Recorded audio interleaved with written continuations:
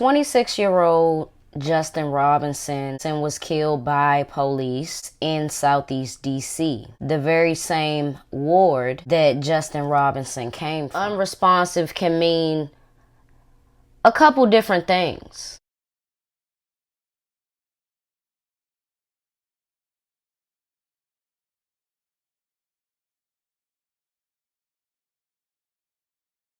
What's up, everybody? It's your girl B Octavia, and I am back with another video.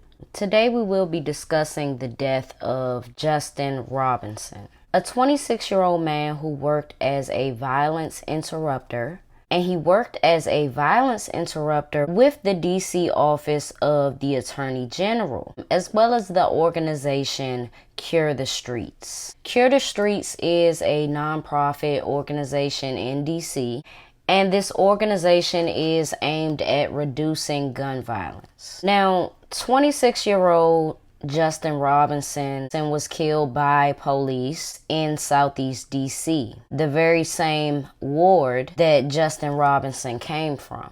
This tragedy has sparked outrage in DC, but within that outrage, there is no accountability and a lack of reading important details that can make your, or a lot of people's, everybody's opinion and conclusion much clearer.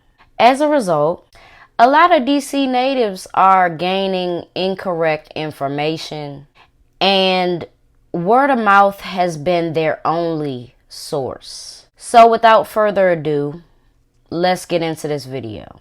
On the early Sunday morning of September the 1st, at or around 5:30 in the morning, police got a call and responded to reports of a vehicle crashing into the McDonald's. As I walk through my city and even on social media, people have very conflicting ideas of what happened. And as I debunk this, what I want to say is, I think that a lot of people are trying to find the injustices in this without holding accountability to both sides. So after I talk about the details, in my conclusion, we will be talking about what could have been done differently on both sides. That, ladies and gentlemen, will be a full lesson on accountability, because honestly, this city makes me want to move. If it's not the violence, it's just the mentality. We will get nowhere as people, as a community, if we don't have a more mature mentality. But let's get into this.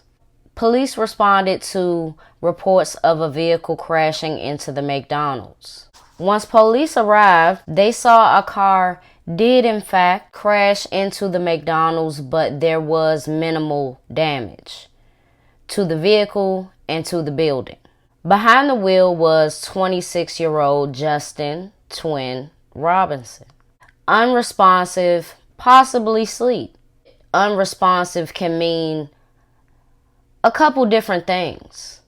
You can be unresponsive from exhaustion, just simple exhaustion. You've done a 16-hour shift or something and you was on your way home. You didn't make it before you fell asleep, and thank God you didn't crash. You know, the crash wasn't worse. He didn't damage his legs or damage the building to the point where like it would have been like really bad.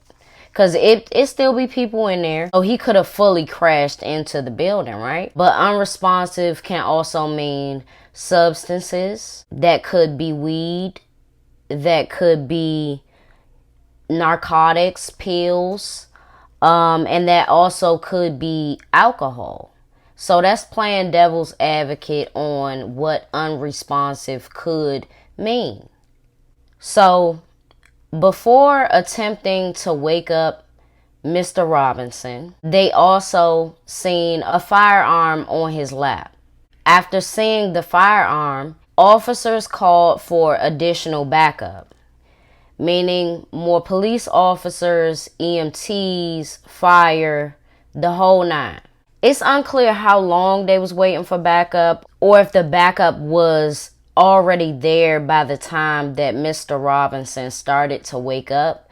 But the reports say that Mr. Robinson started to wake up pretty much before they can attempt to wake him up, as they were trying to formulate a plan on the best way to wake him up, I suppose. He started to regain consciousness and he started to move in the vehicle.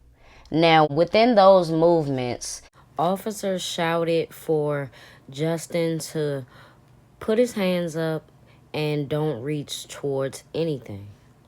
As they're shouting, they are moving closer and approaching Robinson's driver's side window, pointing their firearms into the vehicle. And within an instant, Justin Robinson grabbed one of the officer's service weapons. This video was recorded before the body cam footage came out. After reviewing the body cam footage myself, I do have to say Justin Robinson wasn't necessarily asleep. He was coming to, as the report said.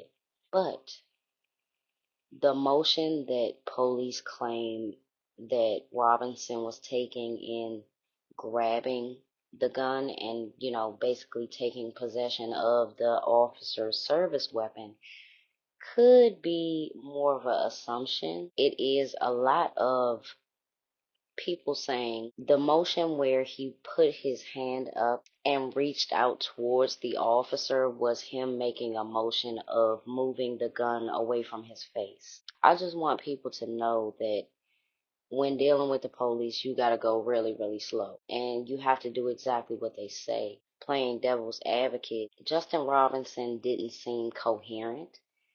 He was not responding verbally to officers. It was just hand movements and certain gestures, like him raising up in his seat a little bit. There is a way to deal with police. Sometimes there is no right way, unfortunately. But I do think that things could have been done differently on both sides. And two other officers instantly fired at Robinson, striking him from a pretty close distance. Fire and EMS were already on scene and set about performing life-saving measures, but Justin Robinson succumbed to his injuries right then and there. The two officers who fatally struck him have been put on administrative leave due to protocol.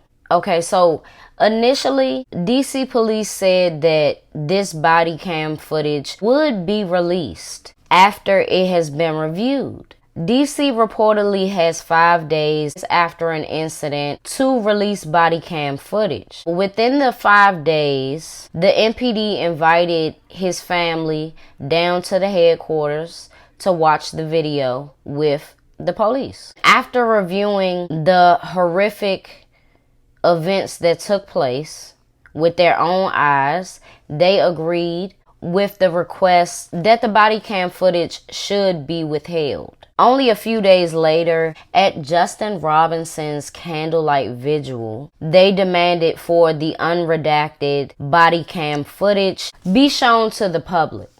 A lot of people are very, very numb when it comes to what they will watch. A lot of people won't mind watching something like this.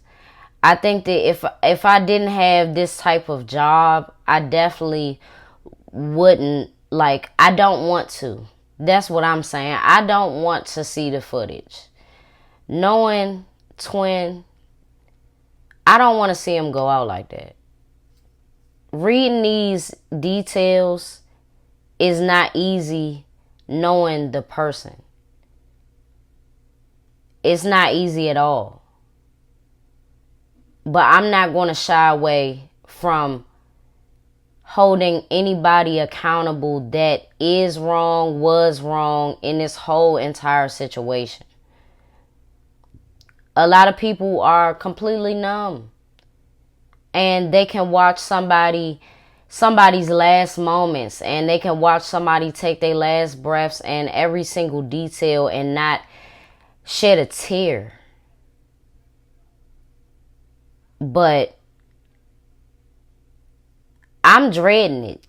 I'm dreading that coming out. When the family reviewed it and I knew that, okay, this is confirmation that at least the family seen it, that's really all I needed. I don't think that as the public, we need or we should feel entitled to see someone's last moments. If you knew how many people hate people from Southeast, you wouldn't want anyone to be able to see that and laugh at it in any type of way or make any type of jokes about it, or because that can and will be done. DC is a very volatile place. Very, very much so. It's nothing that we as the public can do after seeing some footage like that. We can protest, but what is it going to turn into? It's going to turn into a riot. For what? Destroying our own city just like a few years ago. Having to rebuild it. I strongly believe after this footage comes out, regardless of if Justin Robinson did things wrong and people being able to see it, they will still go out here and tear up this city. They will still go out here and riot. It is not going to be a protest. And I'm tired of that. I'm so tired of that. Because Martin Luther King wouldn't have stood for this shit. The way that we are trying to go about it is wrong. Because it lacks accountability on our part. And that's why the police look at us crazy. Because we lack accountability. Full on. I would never want this to happen to anybody that I knew personally. That's a nightmare. But I wouldn't want any one of us to make any rash decisions when we know the climate is fucked. If we know that police are as scared as we know that they are, we gotta stop making things worse for ourselves. I'm willing to stand alone. If it means change in this city, if it means that parents are going to start holding their children accountable so that they can grow up to be better people, then so be it. But when it comes to this Trayon situation, this Trayon White situation, no accountability. When it comes to the situation that happened with the suspect and he threw his gun down in a storm drain and this very seasoned and experienced officer went and retrieved this weapon and the weapon went off and there's no accountability for the person that threw it down there and made it malfunction, we're gonna be fucked. I never would have thought that the nation's capital would be filled with such ignorance. And we are the home of the motherfucking Constitution and all of these things. Such history, such knowledge, such education. For what? Before I even say that I want to see the body cam footage, I'm going to play devil's advocate here. Because I know, being 27, I know what the culture is. I know what happens in this generation. I want to see the toxicology report. I want to see a full autopsy. If a person has narcolepsy and they never knew, I'm pretty sure the people that are performing such tests and doing all these things, they'll know. They'll be able to conclude that.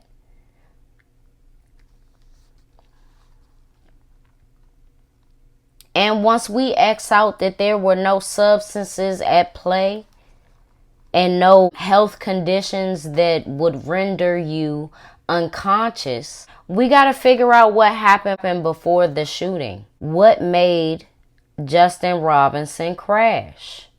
That's number one. Another question. Since the damage was minimal to his vehicle and to the building, how did he then fall unconscious from such a slight crash?